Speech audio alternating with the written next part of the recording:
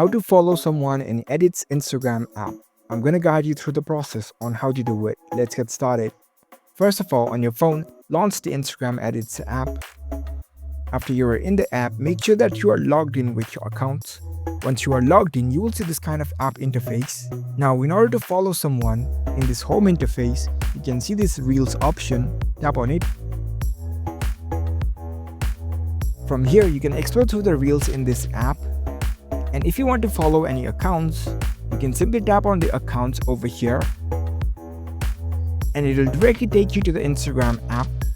Since your Edits app account is made using the Instagram account, your Instagram and your Edits account are linked.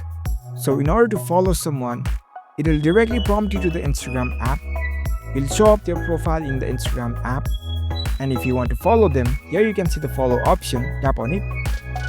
And there you go. That's how you can successfully follow someone in the Edits app. If you found this video helpful, don't forget to give this video a thumbs up and subscribe to our channel for more tech tips. Thank you for watching.